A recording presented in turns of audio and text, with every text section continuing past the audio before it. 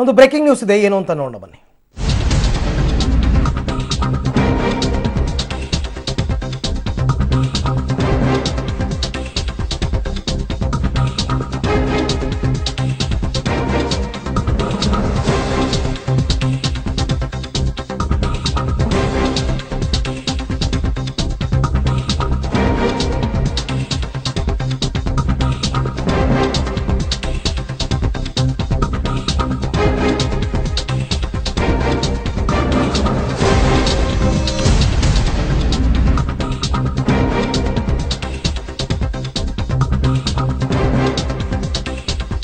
Okay, ಚಿತ್ರದುರ್ಗದಿಂದ ನೇರವಾಗಿ ಮೈಸೂರಿಗೆ ಬಂದಿಳಿದಿದ್ದಾರೆ ಪ್ರಧಾನಿ ಮೋದಿ.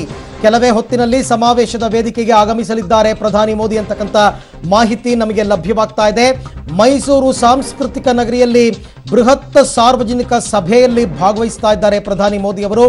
4 ಲೋಕಸಭಾ ಕ್ಷೇತ್ರಗಳ ಅಭ್ಯರ್ಥಿಯ ಪರ ಮತಪ್ರಚಾರವನ್ನ ಮಾಡಲಿದ್ದಾರೆ ತಮ್ಮ ಭಾಷಣದ ಮುಖಾಂತರ. ಈಗಾಗಲೇ ಚಿತ್ರದುರ್ಗದಲ್ಲಿ ರಾಜ್ಯ ಮೈತ್ರಿ ಸರ್ಕಾರವನ್ನ ಸಾಕಷ್ಟು ತರಾಟೆಗೆ ತೆಗೆದುಕೊಂಡಿರ್ತಕ್ಕಂಥ ಮೋದಿ ಮೈಸೂರಿನಲ್ಲಿ ಏನು ಮಾತನಾಡ್ತಾರೆ, ಮೈಸೂರು, ಚಾಮರಾಜನಗರ, ಮಂಡ್ಯ ಮತ್ತು ಹಾಸನ ಈ 4 ಕ್ಷೇತ್ರಗಳು ಕೂಡ ಮೈಸೂರಿನ ಸುತ್ತಮುತ್ತ ಇರೋದ್ರಿಂದ ಈ 4 ಕ್ಷೇತ್ರಗಳ ಅಭ್ಯರ್ಥಿಯ ಪರ ಮತಪ್ರಚಾರವನ್ನ ಮಾಡ್ತಾರೆ. ಚಿತ್ರದುರ್ಗದಲ್ಲಿ ಮಾಡಿದಂತೆ ಇಲ್ಲಿಯೂ ಕೂಡ ರಾಜ್ಯ ಸರ್ಕಾರವನ್ನ ತರಾಟೆಗೆ ತೆಗೆದುಕೊಳ್ಳುವಂತಹ ಕೆಲಸವನ್ನ ಮಾಡ್ತಾರಾ ಅಂತಕ್ಕಂಥ ಪ್ರಶ್ನೆ ಈಗ ಉದ್ಭವ ಆಗಿದೆ. ಸಾಮಾನ್ಯವಾಗಿ ಒಂದೇ ರಾಜ್ಯದಲ್ಲಿ ಒಂದೇ ದಿನ 2 ರ್ಯಾಲಿಗಳಿದ್ದಾಗ 2 ಭಾಷಣಗಳಲ್ಲಿ ಬೇರೆ ಬೇರೆ ವಿಚಾರಗಳ ಬಗ್ಗೆ ಪ್ರಧಾನಿಗಳು ಮಾತನಾಡ್ತಕ್ಕಂಥದ್ದು ಪ್ರತೀತಿ. ಹಾಗಾಗಿ ಮೈಸೂರಿನಲ್ಲಿ ಅವರು ಮಾಡ್ತಕ್ಕಂಥ ಭಾಷಣ ಏನು ಅಂತಕ್ಕಂಥದ್ದು ಸದ್ಯಕ್ಕೆ ಈಗ ಕುತೂಹಲದ ಕೇಂದ್ರ ಬಿಂದುವಾಗಿದೆ. ಈಗಾಗಲೇ ಮೈಸೂರಿಗೆ ಹೆಲಿಕಾಪ್ಟರ್ ಮುಖಾಂತರ ಮೈಸೂರಿಗೆ ಬಂದಿಳಿದಿದ್ದಾರೆ ಪ್ರಧಾನಿ ನರೇಂದ್ರ ಮೋದಿ. ಇನ್ನೇನು ಕೆಲ ಹೊತ್ತಿನಲ್ಲೇ ಅವರು ಈ ವೇದಿಕೆಯ ಮುಖ್ಯ ಭಾಗಕ್ಕೆ ಬರಲಿದ್ದಾರೆ. ವೇದಿಕೆಯ ಬಳಿಯಲ್ಲೇ ಹೆಲಿಪ್ಯಾಡ್ ಅನ್ನು ನಿರ್ಮಾಣ ಮಾಡಲಾಗಿತ್ತು, ಅಲ್ಲಿಗೆ ಬಂದು ನರೇಂದ್ರ ಮೋದಿ ಅವರು ಇಳಿದಿದ್ದಾರೆ. ಸತತ ಪ್ರಯಾಣ, ಮಧ್ಯದಲ್ಲಿ ಸ್ವಲ್ಪ ವಿಶ್ರಾಂತಿಯನ್ನು ಕೂಡ ಮೋದಿ ಅವರು ಪಡ್ಕೊಳ್ತಾ ಇದ್ದಾರೆ. ಆ ವಿಶ್ರಾಂತಿಯಾದ ಬಳಿಕ ಈಗಾಗಲೇ ವೇದಿಕೆಯ ಮುಂಭಾಗದಲ್ಲಿ ಸಾಕಷ್ಟು ಸಂಖ್ಯೆಯಲ್ಲಿ, ಸಹಸ್ರಾರು ಸಂಖ್ಯೆಯಲ್ಲಿ ಜನರು ಈಗಾಗಲೇ ಬಂದಿದ್ದಾರೆ ಮೋದಿ ಅವರ ಭಾಷಣವನ್ನು ಕೇಳಬೇಕು ಅಂತ ಅಂದ್ಬಿಟ್ಟು.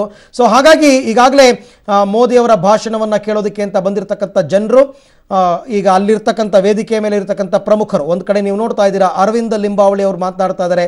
ಇದಕ್ಕೆ ಮುಂಚೆ ಶ್ರೀನಿವಾಸ್ ಪ್ರಸಾದ್ ಅವರು ಮಾತನಾಡಿದ್ರು, ಚಾಮರಾಜನಗರ ಲೋಕಸಭಾ ಕ್ಷೇತ್ರದ ಬಿಜೆಪಿ ಅಭ್ಯರ್ಥಿ. ಅದಕ್ಕೆ ಹಿಂದೆ ಪ್ರತಾಪ್ ಸಿಂಹ ಮಾತನಾಡಿದ್ರು, ಮೈಸೂರಿನ ಅಭ್ಯರ್ಥಿ. ಸೊ ಬಹುತೇಕ ಎಲ್ಲ ಕ್ಷೇತ್ರಗಳ ಅಭ್ಯರ್ಥಿಗಳು, ಆ 4 ಕ್ಷೇತ್ರಗಳ ಅಭ್ಯರ್ಥಿಗಳು ಮಂಡ್ಯ ಒಂದನ್ನು ಹೊರತುಪಡಿಸಿ ಸೊ ಅವರು ಇವಾಗ ಬಂದಿದ್ದಾರೆ. ವೇದಿಕೆಯಲ್ಲಿ SM ಕೃಷ್ಣ ಅವರು ಕೂಡ ಇದ್ದಾರೆ. SM ಕೃಷ್ಣ ಅವರು ಕೂಡ ಭಾಷಣವನ್ನು ಮಾಡ್ತಾ ಇದ್ದಾರೆ. ಮೈಸೂರಿಗೆ ಬಂದಿಳಿದಿದ್ದಾರೆ ಪ್ರಧಾನಿ ಮೋದಿ. ಇನ್ನೇನು ಕೆಲ ಹೊತ್ತಿನಲ್ಲೇ ಸಮಾವೇಶದ ವೇದಿಕೆಗೆ ಅವರು ಆಗಮಿಸ್ತಾ ಇದ್ದಾರೆ.